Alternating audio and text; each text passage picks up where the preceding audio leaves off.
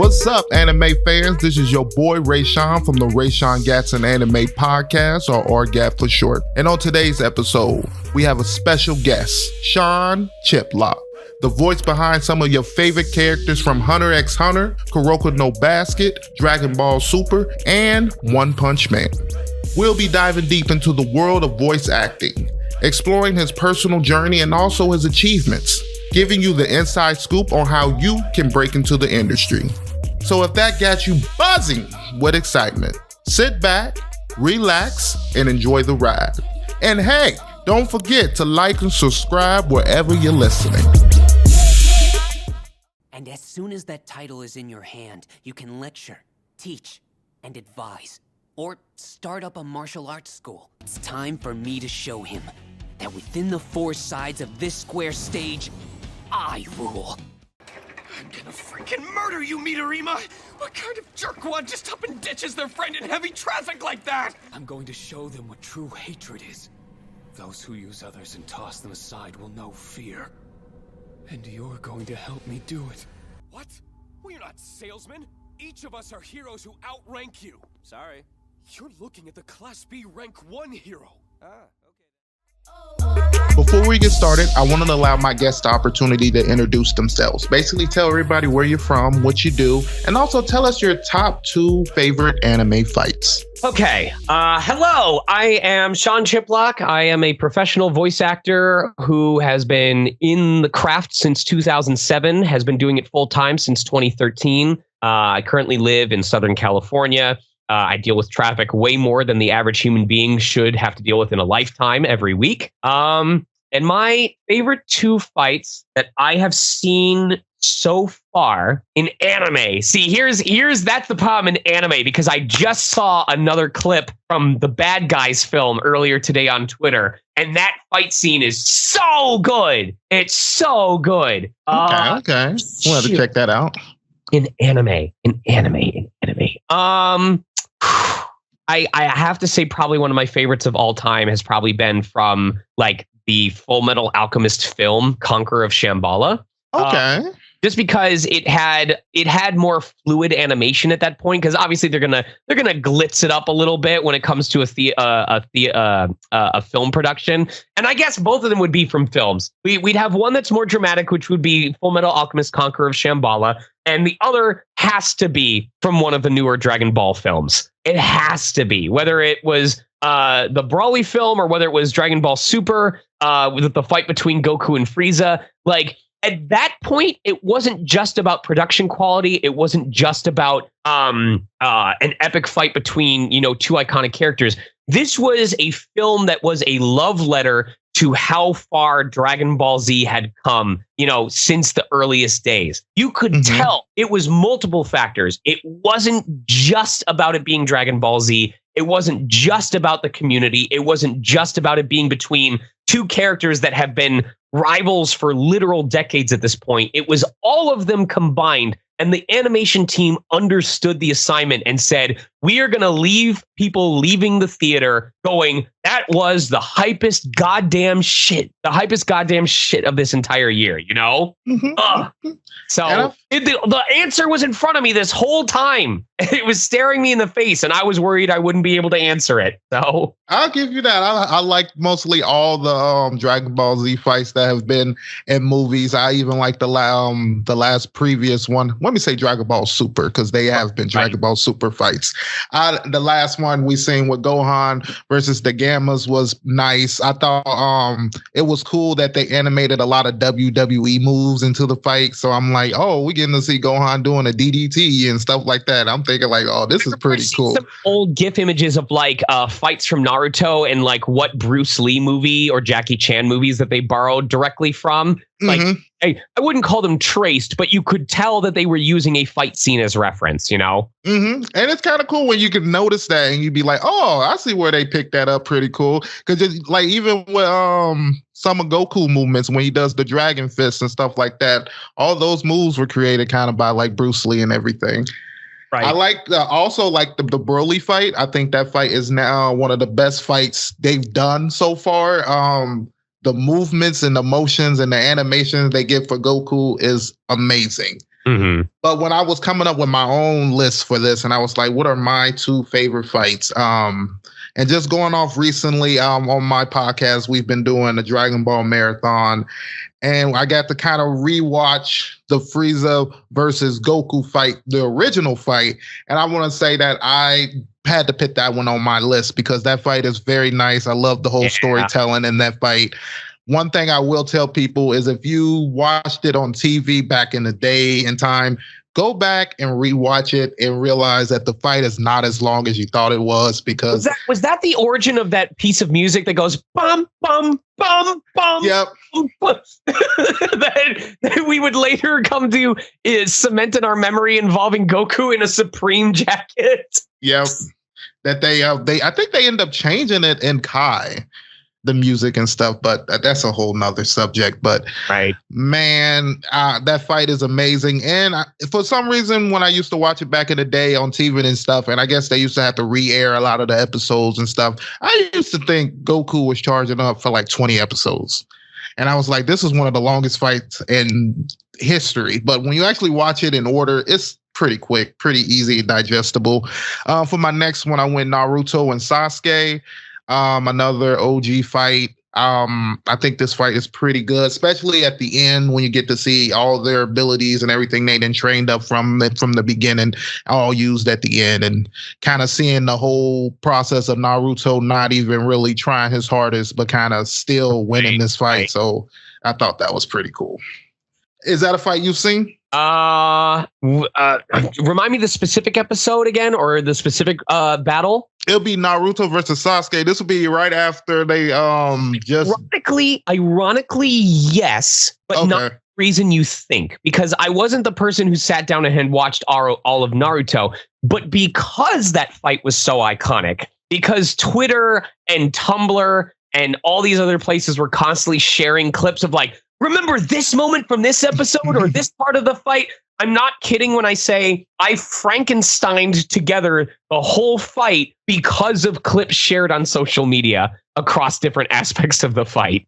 I'm not even gonna lie. That's how I've watched a lot of the fights in the new season of Jujutsu Kaisen, because you're just sitting back like, oh, I'm gonna kind of wait and let the dub catch up with the sub, and I'm gonna sit back. But then it's just those moments when they have an iconic moment or a scene or something, and everyone's posting clips and stuff, and you're like, wow, like this is so crazy. And the main reason I didn't pick any one of those 2 things on my list, I could have picked from My Hero. I just rewatched the whole All for One versus All Might fight. Mm-hmm. That fight is still legendary. So good when it comes to good anime fights nowadays. Oh, the animation. I think that's the number one thing right now. Animation has kicked up to the point right now that it's just killer. Now they starting to have to realize that they gotta pace it out better now, because it's like you can't be having this quality of animations on 100 episodes and don't think these people need a break. You know what I mean? Like they need to be able to sleep and everything. And I'm hoping that they're able to accommodate that, because I don't want to hear about it on Twitter that more animators are dying or going on strike, or even manga artists, because that seemed like we've been having a lot of manga artists die. We just recently had not recently, but recently Akira Toriyama die, and to me that's been one of the biggest ones out there, because of being a huge fan. See the love for the fights and just Dragon Ball in general, because like I saw the clips of like there were parts of Spain that were projecting episodes of Dragon Ball Super onto the sides of buildings, and the government was telling them to stop, and they didn't. They were just like, no, we're doing it anyway. Piss off, you know? And I always tell people, I don't know what it is, why people don't want to give Dragon Ball its credit, but Dragon Ball is literally the pioneer of anime. Without Dragon Ball, it wouldn't be as worldwide as it is. And I'm not saying that is the best storytelling anime or the best animated. No, it's just the pioneer anime to me. And personally, to me, it's one of the best written, but I can understand people who got their problems with it. But before we kind of get into the questions and everything, I kind of wanted to ask you what you've been keeping up with right now. I know we kind of talked about this recently, a little bit before we started the podcast, but recently for me, personally, I just got done not finishing it, but watching a few episodes of the new season of My Hero. It's amazing. It is pretty good. I need my wife to get back to watching it so I can watch it over her shoulder, because that's how I generally catch up. Okay. So do you remember where you stopped off at in My Hero? How many seasons are they up to? I know it in relation. I think we're in we either 7 or 8. I think it was late season 5 or early season 6. So. Okay. So you've kind of gotten to see Deku get his new powers and everything and stuff like that. Vaguely, but I would definitely need a refresher. I'm gonna say this new season, they bring in a new character in the beginning that is hyped up to the point where you're just like, okay, I can't wait to see what they do. And then at the we're kind of in the middle part now. You're kind of seeing a battle of families right now. That is pretty dope right now. Okay. I don't want to give too much more than that, but I also been watching Reincarnation of a Slime. Okay. Oh, that's pretty good too. But I will say this season has been a lot more talking than anything. But this anime is one of those few that I actually keep up on, got the novels, got the mangas and everything. And I knew this part was going to be a lot of talking, because a lot of this is world building that they're doing right now to kind of bring out what's going to be happening the next season, which is going to be a lot of fighting different countries. And we might even get to see Rimuru get to do another evolve form. So I think that's pretty cool. I don't know if you watch Reincarnation of a Slime, but you definitely should. No. Like I said, this is why I feel like I lose all of my cred. And it's so ironic that because I'm working on anime that I find myself with so little time to watch anime. And it sounds so selfish, because if it's about Mission Yozakura, or if it's about, One Punch Man, I can probably talk about it. But if it's not anything I'm in, I don't know jack squat about it. And it's literally just because I am so grateful to be a part of the industry. But it does come with that sacrifice of, unless I'm someone who already does that as their personal time hobby, it leaves so little time for that sort of thing. Oh, that's interesting. So are you a fan of One Piece? One Piece, I have been slowly getting into it. I watched it more in the early days, but I love One Piece. I want to say has probably one of the most active, positive communities surrounding an anime. Obviously, Dragon Ball Z is still it's interesting. You could be honest, but I swear I've never seen honest to God massive discourse in One Piece. It's always people being like, look at this fight scene. How cool is it? Or speculating about what the One Piece might be, but in a respectful way. Or just discussing how characters' designs have changed. And oh my God, Oda's quality has gotten so good over the years. Look at how proud he is of his. It just feel good, Yeah.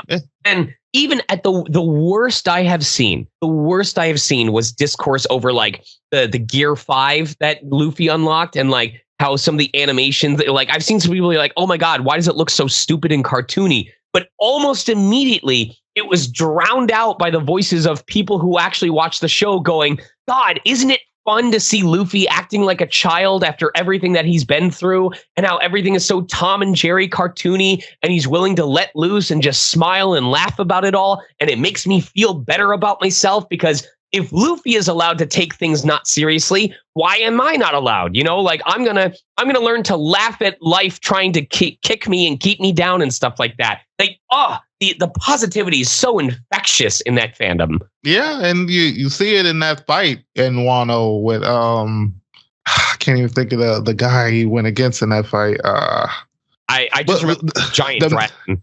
The main emperor.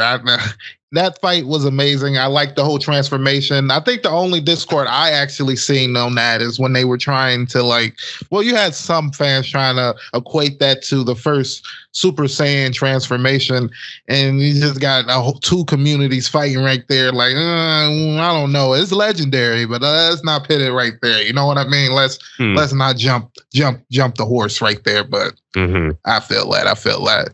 But now I'm kind of jumping right into the interview. My first question I wanted to ask you is, what made you want to get into voice acting, and what inspired you to do this as a career?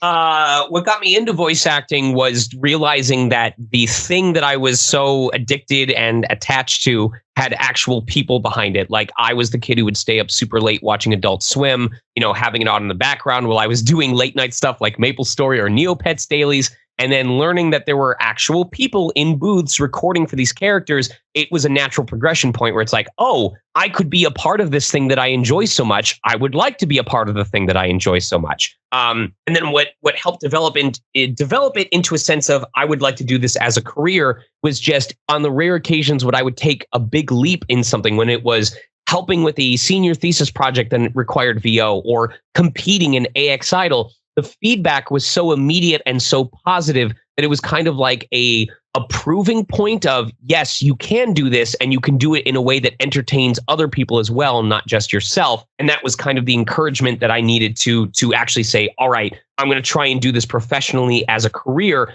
because I'm not just being selfish. This is something that other people are enjoying as well. Okay. I think what's interesting to me is when you think, when you look back at like old Pokemon episodes and stuff like that, and you look up like Pikachu, and you realize there was actually a person that was voicing just the Pikachu part, and you're like, what? I never would have thought somebody would literally be in the booth trying to actually do that. That made some headlines, you know.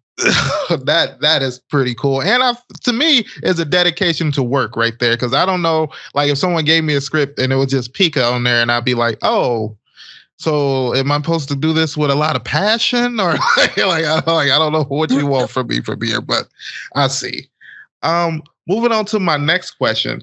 Based on your experience, what would you consider the best perks about being a voice actor? And also, what are some of the worst perks about being a voice actor? I mean, I think it varies from person to person. There are some folks that may say, you know, for me, the best part of being a voice actor is, you know, getting to travel to conventions. Or they may say, for me, the best part of being a voice actor is getting to perform alongside other people. For me, what I really enjoy about being a voice actor as opposed to other careers is the schedule is not always set in stone. Like there's some days where maybe I'm super busy, where it's a Sunday and I'm doing interviews until 6 p.m. My time. But then there's other days where all I have is an 11 p.m. or 11 a.m. to 1 p.m. session, and it's an intense session, so I need to go on vocal rest after, but that's my day. You know, it's a 2-hour session, and then I can eat a nice lunch and take it easy for the rest of the day. So even on days where it can be stressful and overwhelming, I can rest knowing it's not always going to be like that, and there will be off days as well where I can take it easier. I couldn't imagine doing the same thing from 8 a.m. to 5 p.m. 5 days a week. You know what I mean? I do. And another blessing of it is that it's never the same thing twice. Maybe one day I'm going in to voice a bunch of side characters, or another day I'm going to voice in a deeper character, or someone who's really aggressive and battle hungry, or someone who's very timid and nervous. You know, it keeps my brain young because I'm always jumping between tasks, and I don't linger on anything for so long that it becomes routine and boring, you know? Okay. But because of that same unpredictability, I never have a guaranteed job. I'm always auditioning for new projects. I'm always being rejected from those auditions, not in terms of them saying we didn't hire you, but basically finding out you didn't book the job because you see a trailer for it come out and you're like, I don't remember recording for that. But stressful because you don't have the stability of a typical job. It is, you are always paying money to train in workshops, to update your demo, to update your recording equipment, to make sure you're on top of industry trends, and no job is guaranteed. Nothing in this career is guaranteed, and you have to constantly be working for it. And that is exhausting. It's emotionally exhausting. It's physically exhausting. It's spiritually exhausting. So it's weird that the same thing that gives me so much freedom is also so restrictive at times. And that's just the nature of the business. Yeah, I can see that being hard, having to audition every day just so you can make sure you have some money coming in for just the next month. You might be okay for this month, but what you going to do the next month when I say that you are paying your mortgage off of work you did 3 months ago. There is no such thing as a bi-weekly check. There have been times where I've recorded for something in November and gotten paid for it at early April. Now, it normally shouldn't be that delayed. Normally, it's on a 2-month delay. But almost always, when I see a month where I am not working very often, I think to myself, I really hope I'm not in need of money in 2 months from now, because that's when it's really going to hit. That's interesting, but also show that you got some financial stability a little bit, so that you're not worrying about, I need this so I can pay next month. At least I can wait a few months. Hopefully you can get something to help get you over that. So do you do other things other than voice acting to like? I pretty much just do it full time. There was a period of time where I also did some QA testing on the side, there was a time around the time of COVID that I took a job with, or it was before COVID, where I decided to apply for Disney California Adventure because I want something to fill the time. And that ended pretty quickly because as work picked back up, it picked up so much that I could not physically handle doing all of that together. But I do VO full time now, between freelance, between studio sessions, between odd jobs and stuff like that. It's all VO related. So you're based in California? Yes. Okay. I've lived in California since 2012. Okay, that's amazing. When you said Disney World, I was thinking you had to be either California or Florida, but Disney California Adventure. One thing we were talking about before we started the podcast also was we talking about you had a credit in the Dragon Ball Super for playing Trunks. I basically wanted you to explain how that opportunity came about. And also, could you talk about Bang Zoom? What about Bang Zoom? Like, what kind of production company is that? Or dubbing studio, similar to Dubbing Brothers or Studiopolis or PCB Productions. They are one of the many, many, many, many production houses located in Los Angeles and the Burbank area. Regarding Future Trunks, I think that was a case where I was offered the role, where they were like, well, we know Sean, we know his work, we know his voice type, and we think he would be a good fit for this character. So they offered the role to me. It just happened that because that dub didn't continue for as long as they were expecting, it was a very short-lived role. But yeah, Bang Zoom is like any other production company. They put out bids for contracts in order to have the right to dub stuff or have be in charge of casting a project. Many people may not know that they also do recording for Rick and Morty in addition to a lot of anime that they work on. Oh, okay. Yeah, they spread their work across all types of genres, as I imagine any production house would. But for me as an actor, they are just one of many different clients that I receive auditions from. But that kind of ties into the, having to spread my work across as many different clients as possible, because if I was trying to book all of my work through Bang Zoom, or if I was trying to make my living off of a single production studio, I'd probably starve to death. So okay, so going through the audition process. So how many different sites or different auditions are you putting in at one time? It varies. Some weeks, for example, last week, I want to say I did all of maybe 5 auditions total. I've had weeks where I had 20 different character auditions sent that I received on Tuesday that were due Wednesday afternoon. It varies wildly. It depends on the size of the project. It depends on the urgency of the client. It depends on how soon the agency would like them back so they can make their top choices and submit them, because some agencies will get auditions from 100 of their talent but only send their top 10. It's all over the place. Okay. That's interesting. Also, looking at your IMDb, I see that you played in the anime One Punch Man as Eyelashes. How did that come about? And were you a fan of One Punch Man before that? I did get to audition for multiple characters in One Punch Man. I'm sure that they cast me for some of the incidental roles based on those auditions of okay, well, we didn't cast him as this character, but this voice print fits really well for this other character that we're going to need to cast. And I did like the way that One Punch Man kind of started. I don't know if it started, but definitely helped along the genre of parodying genres. Like the way that Go-Go Loser Ranger is a very much a loving, heartfelt parody of Super Sentai shows and the like. One Punch Man was definitely a parody of the types of shows of the overpowered main character. What if they are so overpowered that they've completely lost all interest and they don't even have the type of enthusiasm? Like Goku in Dragon Ball Z, he is extremely powerful. He always manages to outperform his opponents, but he is thriving on that. He loves the thrill of the fight. He loves the battle. You get enthusiastic because of his enthusiasm. So I love the idea that One Punch Man went, what if we had all of the power level craziness like Dragon Ball Z, but the main character doesn't care? You know what I mean? Mm-hmm. But and I love that. Scenario would that create? And I really like how it brought that to light. And I love how Saitama does it, because you're sitting there thinking this man, he can literally outpunch all these things, but just seeing the human things that are keeping this man down, just like the depression of not being able to fight a stronger opponent, knowing that every opponent is going to be knocked down in one punch. And I just find it to be some of the best storytelling and some anime. And a lot of people don't give One Punch Man that props of being a good a good story, but to me it is. Mm-hmm. Oh, I love how it highlighted the silliness that those genres can get into, and was like, isn't this dumb? Isn't this stupid? Anyway, let's have fun with it. How do you like the character? Eyelashes. Mm-hmm. He helps the plot along. I don't find him too important to the story as a whole. There's definitely way more important characters, but I think he's interesting from the aspect of he doesn't have crazy powers like some other characters do, but he helps move the story along. Okay. I know recently you've been doing a lot of cons and stuff. Which character do you normally get recognized for the most? D-Luke is the runaway favorite. I get so many folks who want Prince of D-Luke when I'm at conventions. After that, it's kind of a tie between Rivali, Guido Mista, and Draken. After that is probably Subaru, and I get a little bit of Danganronpa as Kiyotaka Ishimaru. And then it's kind of smatterings after that point. What's the most random character that you get known for, that you get surprised that people recognize you for? Random character? It feels like when people realize that I'm in Beastars, it always feels like a surprise. Like they don't come up to my table saying, I loved you in Beastars. They're looking over at my prints and they go, oh, I didn't know that you were in Beastars. So if I have to think of a truly random character that someone has recognized me as, because I wouldn't consider Kiro random, Tudor is not random, Purple Yam Cookie is not random. So I have to think outside of characters that I would probably have a print for.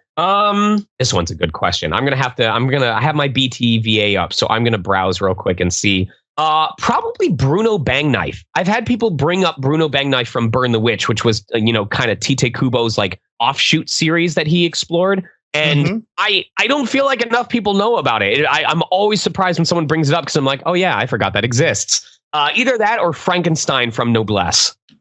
I'm gonna give you Burn the Witch because someone brought that up to me on a different podcast because I think it's an offshoot of Bleach, like it's supposed to be connected into that universe.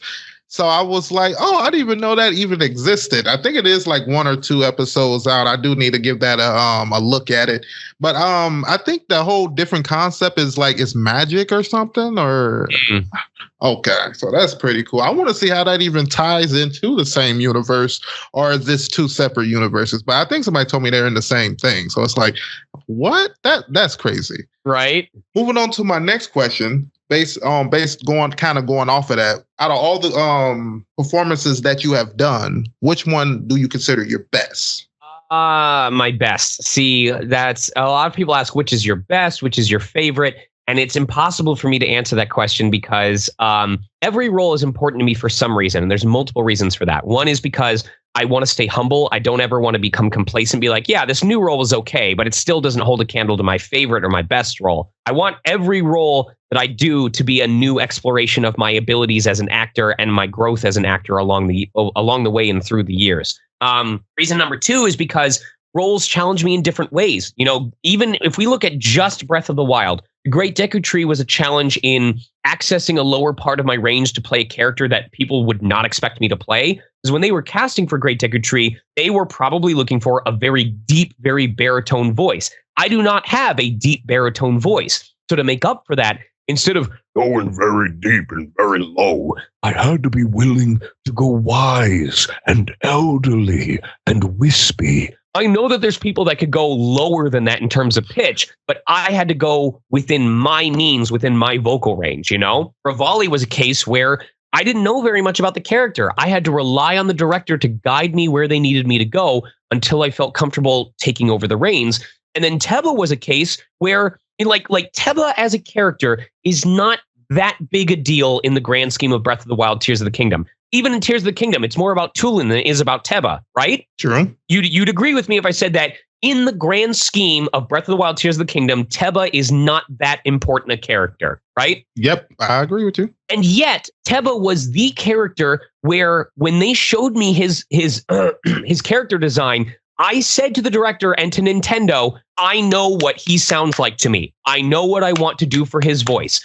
And they had me do a practice scene, and they were 100% okay with the performance I did. They had no changes that they requested. So even though Teba, I could easily say, oh, Subaru was my best role because I had to go through all of these emotions as the character and give a really strong performance. But I could just as easily say Teba is my best character because I told a company that was giving voices to a franchise that previously never had canonical voice acting in any format. I told them, I know what this character sounds like, and I did it, and they went, no notes. Like, how could you top that, you know? Yeah, that's pretty dope. Well, you know what I mean? To be able to have to stand your ground right there. So that'd be hard for me not to say that's my favorite. That's what I mean when I say I find something to appreciate and be proud of every role that I do, because every role has something to offer, whether it's an expansion of my skill set or a showcase of how much I've improved. And I never wanted to get to a point where I always go back to a certain role that's only getting older and older and older, because what would that say about my ability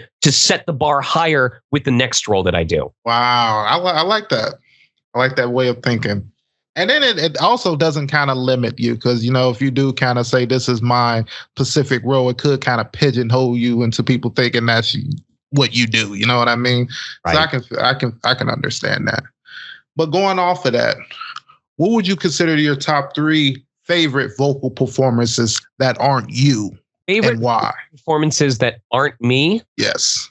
Okay. If I gave serious thought to this, I could probably pick 3. The problem being I take inspiration from so many different actors or performances that it would feel unfair to pick 3, because as I'm growing as an actor, I will find inspiration from different sources, or different sources of inspiration will be more valuable to me, you know? What I will say is when I was getting started in VO, the 3 that I took the most inspiration from as actors were Liam O'Brien, Kari Wahlgren, and Steve Bloom. Because what I told people was, if I had Kari Wahlgren's range, Liam O'Brien's intensity, and this is not me saying that Kari Wahlgren can't go intense or Liam O'Brien doesn't have range. I'm just highlighting specific factors of those actors that you liked. On. If I could have Kari Wahlgren's range, Liam O'Brien's intensity, and Steve Bloom's humility, his kindness towards his fans, his audience, his fan base, that I would never go without work, because that to me was like the holy trinity of being a marketable, successful, appreciable voice actor. Now that has expanded. You know, I talk about Himlin Tran's creativity, Austin Lee Matthews' incredible ability to play down-to-earth characters, Helen Goff's insane ability to play creature voices and play characters that have special vocal affects to their performance. You know, I'm always looking for inspiration from new places, but that is the 3 that I would say kickstarted my love of VO and kind of gave me a foundation goal to go for in order to achieve success. Okay. As of right now, what would you consider the best advice you've gotten from either another voice actor or a director that has helped you? Best advice that I've gotten from a voice actor or a director that has helped you. Trust yourself, trust your instincts, because it's very easy for us as actors to go, okay, well, this character can't be me. You know, I'm not real enough to be this character. Does that make sense? I get what you're saying. You look at a character specs and you go, how do I need to change my performance, change my identity, change my pitch, change my attitude in order to be a fit for this character, which often goes so overboard that it's like, you know, if I get a guy who's a wisecracker, you know, I'm like, well, I can't be a wisecracker, so I gotta do some sort of guy as an accent who can be a wisecracker, hey, you know, that kind of thing. And a lot of people don't lend credence to their own experience of like, I mean, does it say the dude has to have a New York accent? Could I be a wisecracker who's just talking as myself, would be like, hey, what is this what's this clownery that's happened over here? Are you chuckle fucks done with whatever you're doing over there? Can we move on, please? Like, I can play a wisecracker who doesn't have to be a stereotype. Does that make sense? Yes. So that's the simple phrase of trust yourself and trust your gut instinct is, if there is a way that I will have fun playing a character, maybe it is a caricature of an archetype, but even if it's not, if it's something that feels right to me, I am going to believe what I am saying as I'm saying it as that character. And that is the heart of it. It has to be believable. If I don't believe what I'm saying, no one else is going to believe it either. So you have to start from believability, because if you don't trust it, if you don't believe in it, you can't expect anyone else listening to it to do the same. So you're basically saying like taking a character and making it you, basically. Yeah, you make it your own, even if it's just making it you, because I am my own person. And just by being myself, I am going to bring a certain uniqueness to my performance that that is kind of what people have to remember, especially if they're going to do a take two. You can do a New York gangster. I can do a New York gangster. All of us have our own version of a New York gangster, and eventually they all start to sound the same. We all have a perfect New York gangster that we can approach, but no one is going to be me the way that I can be me. So. True. I see that you also, looking at your IMDb, that you got to play a part in the movie project Detective Pikachu. Yes. How was that experience? And how was it working on a live project versus an anime project? The audition process was super scary and surreal because they had me doing like on the spot auditions for things like the Charmander walking out of the subway station, the Eevee evolving into a Flareon in the office, the Psyduck, in the back of someone's car. The subway announcement system, like they were just going around to different scenes and going, let's have you do a test run of this and see how it sounds. But it was very cool getting to be a part of that. And I also appreciate that I got to be a part of a video game movie that I would say overall was respected. Obviously there are video game films that have come out since that have done a lot better, but Detective Pikachu wasn't awful. People didn't come out of that theater going, this is why video games shouldn't have movie theater films, So I am grateful that I got to be a part of something that helped show that video game films can be a thing. They just have to be treated with a certain level of respect and reverence and quality. True. Was that something different going into doing a live action versus animated, or was that something you wanted to do before getting into animated projects? I like any sort of work that people feel I'm a good fit for. I'm like a golden retriever. If you think I'm a good fit to catch that tennis ball, throw that tennis ball and I will go and chase it. Oh, so who brought this project to you? I'm sorry, what was that? Did somebody bring this project to you saying, I think this will be a good project for you? Or did you? My agent sent the audition like they do dozens of times a week. And I forget if it was codenamed or not, but I think once I saw the sides, I was like, I know what this is for. Even if it's codenamed, like it's sometimes you see a term or just a certain description that you're like, it has to be this. So, and I auditioned and I got booked for some of the roles that I auditioned for. Oh, that's amazing. Moving on to my next question. One of the main reasons I brought you on the podcast was to kind of talk about your role in Boruto as Metal Lee. Actually learning that you're the second voice that voiced him, because I think the main actor died.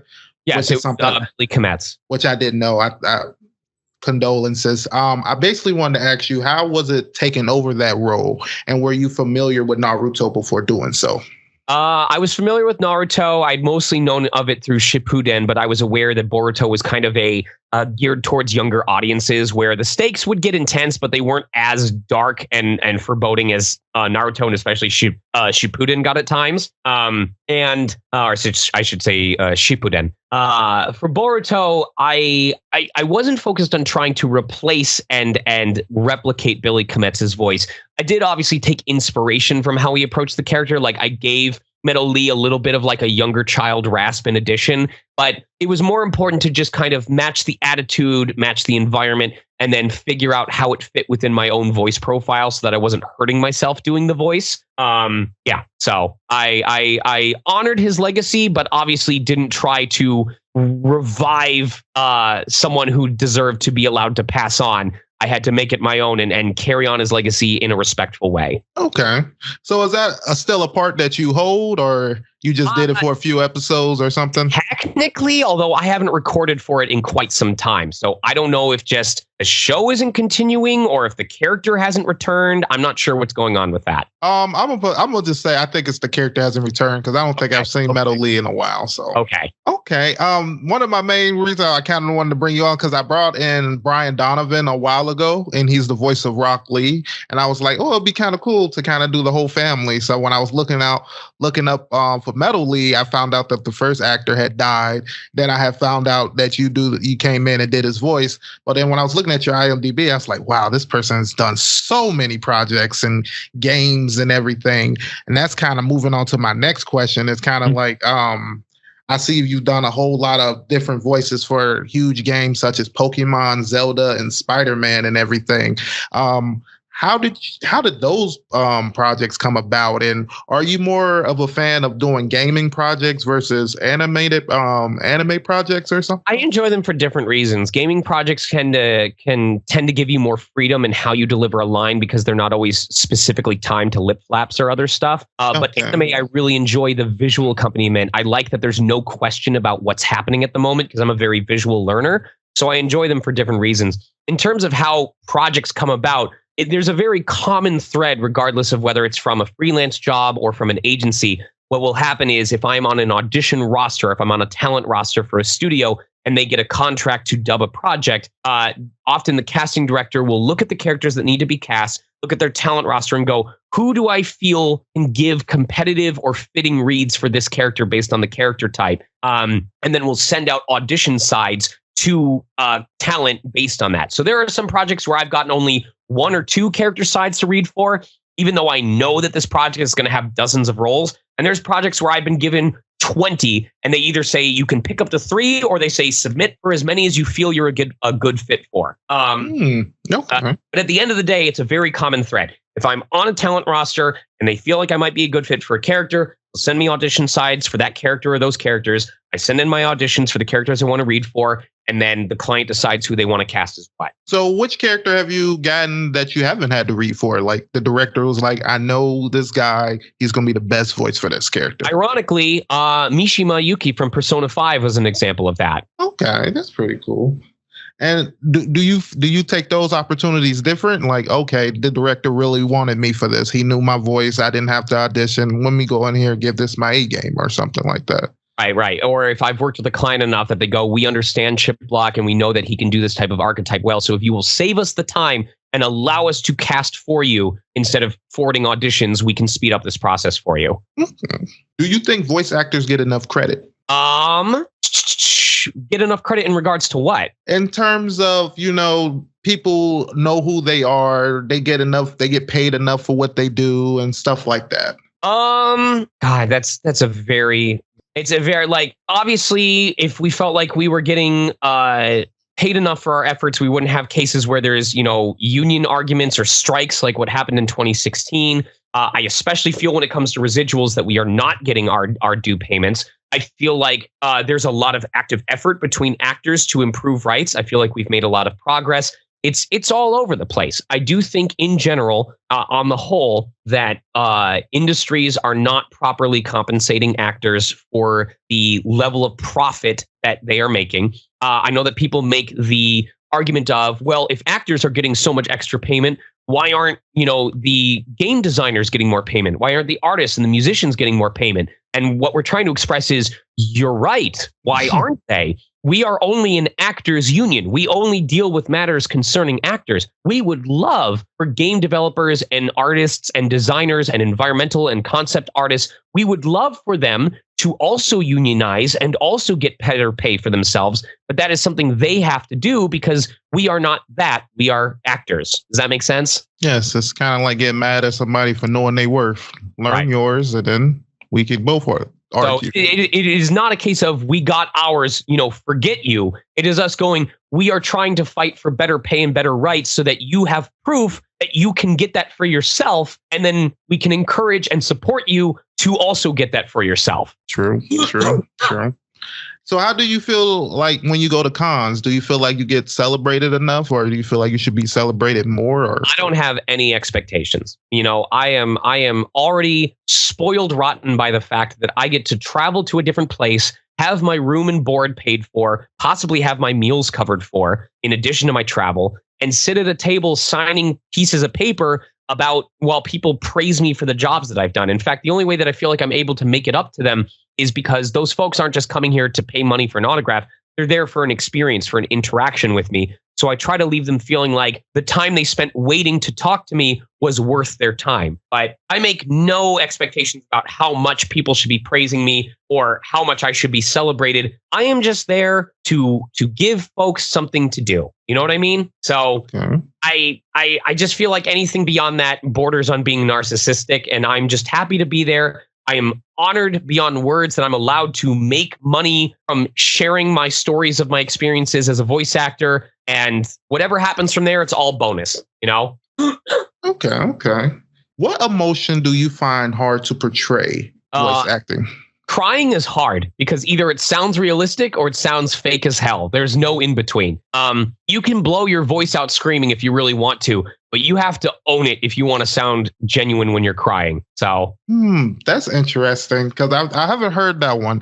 The most interesting one that I've heard is that someone told me that they find it hard to laugh on cue. Like if someone told them just to laugh and make that sound genuine.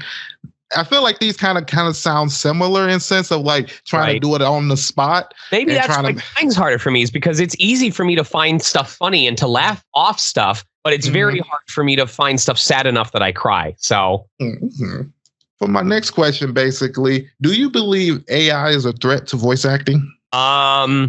Only in the sense that it can incentivize companies to make us have to fight harder to get our same rights, or to get the same pay that we should be entitled to. But I don't see it being. I always think that no matter what, there's going to be clients who want human performances. Everyone talks about it as if AI is going to completely eradicate the industry. No, that's bullshit. It's bullshit because no company. If we talk about a company that has a radio advertisement that needs to be out tomorrow, and they are not getting the performance that they want from an AI delivery, where it's missing cadences that they want, or it's not emphasizing certain words that they want, when all they have to do is instruct a human performer, here's exactly what we want, and the human performer has the capability to understand the nuance in the directions and give what they want. Just off of that, there is never going to be a stop to work that requires human performers, because there is never going to be a computer program that is able to do critical contextual thinking,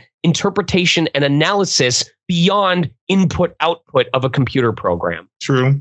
And trying to describe all that to the computer so that it can break that down to do that was going to be extremely hard, because I've just worked with a little bit of AI program when I create messages and stuff like that. And just to create it in a way that makes it still seem like a human wrote it and all this stuff like that, you have to put all these different commands and stuff in there and stuff like that. So trying to do that for like a human voice, when you could just talk to a person and be like, I just want you to do this and that, and they can go in the booth and do that. That seemed like that'd be a lot easier, less time consuming. And also that I think that, but I think it'll be weird to see like a whole anime project where they be like, oh, all the voices are AI generated. I'd be like, oh, seemed like I really tried to save money on that one. And hopefully it's still good, because I feel like I'm missing that human aspect to it, because a lot of performance, just having that human aspects to it, like they understand the situation and everything is. So I do think that AI will affect in terms of companies that were already looking for a way to cut costs even further. But I have faith that there is not only an absolute like plethora of work available out there, but that there's always going to be people looking for human actors. And so what matters most is keeping your acting skills up to scratch, so that you're only competing against your fellow humans and not competing to even be considered a human performer in the first place. If people are like, man, you can sound like a really good robot, but once you're a human being, you're not that good, then you have bigger concerns, Yeah, that's something. Based on all the characters that you have played, or all the characters that you have played throughout the years, has there been one quote or one line that has stuck with you, that has resonated with you throughout the years, that personally grabbed onto you? There's a couple. D-Luke has never settled for mediocrity, which I really appreciate, because I'm a super passionate person, and I feel like being passionate about what I do has helped my career in various aspects. I like also his quote where he says, as long as you stick to your own path, it doesn't matter what Mother Nature wants to throw at you, which is just an important reminder that we have our own way of doing things. And as long as, I would add the caveat of, as long as it's not infringing on others' rights, then you can stick to your own path. But what works for you is going to be how you find success. If you try doing something that doesn't work for you or stresses you out, you're going to eat yourself alive and have nothing to show for it. And then Draken has the quote of, you don't have to bow your head, just have a heart that cares for others. And I like that the lesson of empathy that it teaches, which is you don't have to be subservient. You don't have to give up who you are to someone else. You just need to recognize when it's not about you in that moment. Not you are not the main character of everything that happens in life. And it's important to recognize when it's time to let someone else have the spotlight for a while. Okay. Moving on to my last three questions. Do you think people have any misconceptions about voice acting? I mean, all kinds of misconceptions. Some people think that voice acting is super easy. People think voice acting is about doing impressions or doing silly voices. Some people think that you need to have good equipment to be a good actor, which is certainly not true. You could probably ask 100 different people what they know about VO and find 100 different misconceptions. So I would say probably the most important thing to keep in mind is that voice actors are still just people. They're not. I don't consider them celebrities. They're just people who happen to have a career that's more public than most. But that fans and audiences need to be aware that people have their own boundaries. They have their own, preferences. They have their own time and hobbies that they want to spend that time on. And to just be respectful of the fact that we enjoy performing and we enjoy entertaining others, but that doesn't mean that all we want to do is be entertainment for other people. Yes. I think one of the main misconceptions people have is that they need to understand that it's voice acting and that the second part is the most important part, is the acting part. And a lot of people I see around me that want to get into voice acting, they can do a lot of good impressions and things like that. But like if you tell them, oh, can you do that? But can you make Michael Jackson sad, or try to create like an improv moment when they're kind of like, oh, take this character and put them in this scene. And they can't really give you that. They can kind of just give you the impression. And I'm like, that's the thing that you're kind of missing. You got to put the acting into it. And my favorite scene when I basically show people is like, if you've watched Naruto, it's Shippuden. It's a scene where we get pain, and he's basically giving us this monologue, basically talking about what true pain is and everything. And I said, this is one of the first times where I ever heard a villain talk. And I'm sitting here looking at the main hero, and I'm thinking, are you the bad guy? I don't know who is in the wrong here right now. A villain that you empathize with. Oh man, and I feel like those are the best written, and when those performances can really be amazing, it really makes the anime project amazing. Right. For my next question, I basically wanted to ask you, has there been any, like, if you wanted to shout out anybody that's been a great support system for you over the years, and how important you think having a support system is? Well, it depends on what the support system is. Like, if your support system is just a significant other that you feel like you can unwind with at the end of the day, that counts. If you are an extrovert who prefers being social, and that's kind of how you recharge at the end of a day, where, voiceover can be very isolationist at times, that can be important to you. So I guess what's important is understanding what your support system is, or what you want in a support system, and then making sure that you have it. For me, I would say I don't need a lot of folks. Like when I'm out in social situations, like at cons, I make it more about what is my task that I need to complete, whether that's interacting with fans or stuff like that. I'm a very self-sufficient person, but I enjoy having my wife or my partner around to just kind of ask about their day or just share what's going on. But I take a lot of things pretty casually, where it's just, all right, the hard work of today is done, and now I'm just going to unwind and relax. And whether I happen to play my game or fall asleep or take a nap, it doesn't matter to me. I think just having those downtime periods is what matters to me. And if that's what it matters to you, great. If you are someone who needs to go out and experience a party and be enthralled with life being lived around you, then go for that. Just figure out what works best for you. And that's funny that you basically described those two things like that, because I feel like I'm a mix of both, with more of an introvert, because I'm more of a stay at home, and if I can, I would rather take a nap and get ready for the next day, or watch anime or stuff like that. But there are times where I'm like, oh, maybe I probably want to go out and hang out with a few people, see how people are doing. Because one thing I always say is, like, you can get so introverted when you meet people, and you be like, oh my God, well, you changed. Like, I haven't seen you in so many years. Like, how are you doing? Like, right. So that's one thing I try to do, is try to at least keep up to date on the people around me, so I know what's going on. Because I've had that experience where I stay to myself for so long. When I meet up with these people, I'm like, oh my God, it's probably like a whole book worth of stuff you've been through since the last time I've seen you. So that's just me personally. For my next question is basically, do you have any advice for anybody that wanted to get into voice acting? What would be the best route for them? And also, like, what's the best way to go into some of these auditions? You're overwhelming me here. Oh, sorry.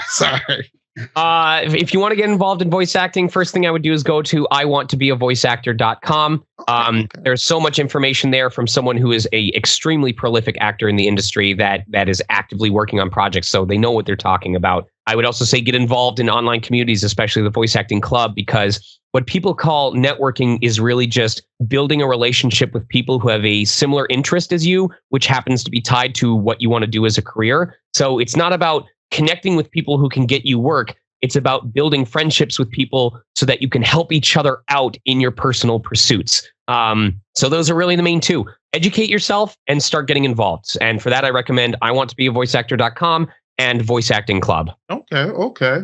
And for my last question, basically, is there anything left for you to accomplish, or is there anything that you want to accomplish? I hope I die in the middle of recording for something, because at least then I'll have constantly been working towards something.